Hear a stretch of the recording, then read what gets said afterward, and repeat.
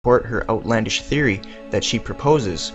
So in her book on page 283, she asks herself, quote, "Where were these ubiquitous Masons when Christianity was being formed? Why is there so little mention in the texts of time? They certainly existed, as it was they who were erecting massive and magnificent edifices all over the globe. The Masons were there, perpetually hidden behind the scenes," unquote. So in other words, she has absolutely no evidence for her theory, and without this crucial part, the Christ conspiracy doesn't work. She provides no objective documentation that these supposed ancient Masons built all these massive structures in the world, or even existed at all in antiquity, and she is vague in describing which structures she is even referring to. If she means the pyramids, how would a few Masons be able to make a pyramid? Think about it. That would take thousands of people. Even with that many, we still have no idea how it is even possible to build the pyramids. She says the biblical Nimrod who built the Tower of Babel was considered the first Mason. But it doesn't matter if modern society or Freemasons say he was a Mason. You need data, and for that claim there is none. One must understand, all that Acharya is offering is legend. Masons have no proof Nimrod was the first Mason. He built a big tower that Masons imitate. So what? That doesn't prove he was a Freemason. All she can offer is quotes from fringe authors who have no evidence themselves, or quotes that don't even support her thesis. I contacted the historian and Freemason Rich Rodriguez and asked him the following questions. Is there any actual data that you are aware of that gives evidence for Nimrod actually being the first Freemason, as in he started the group, or is that just legend? Also, Hiram and the handshakes, is there any data that you know of that says the handshakes were actually done by him, or is that legend? Rich responded and simply said, quote, "It's all legend." So although Acharya writes as if she is presenting fact, she is presenting nothing of the sort. Acharya cites Thomas Paine, Origins of Freemasonry, but the accepted term for hundreds of years was simply Masonry, or operative Masonry, because they were merely craftsmen and guildsmen.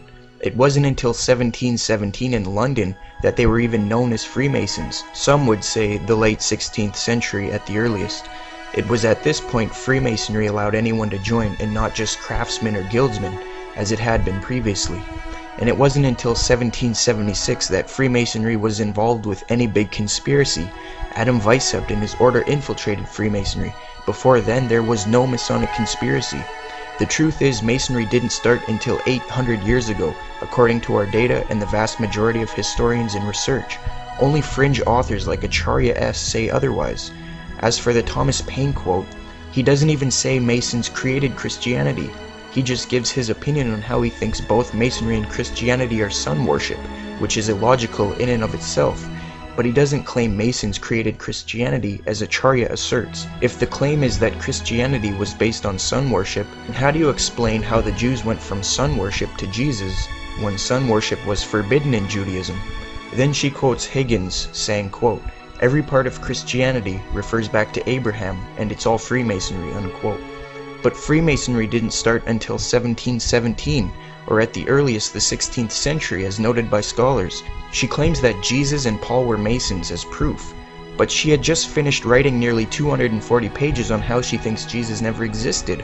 The inconsistency and illogic here is very evident. In the last paragraph of Acharya S.'s book, The Christ Conspiracy, she says, quote, "Despite the vilification, or in other words, slanderous defamation of the so-called New Age movement, the fact is we are entering into this new age. I am with you always to the close of the age," so ends the Gospel of Matthew. What does this mysterious statement mean? And why was this all-important book ended with it? The age referred to in the Gospel tale is that of Pisces, unquote. Now, it is abundantly evident that the whole purpose of Zeitgeist Part One and the Christ Conspiracy was to induct you into the New Age movement.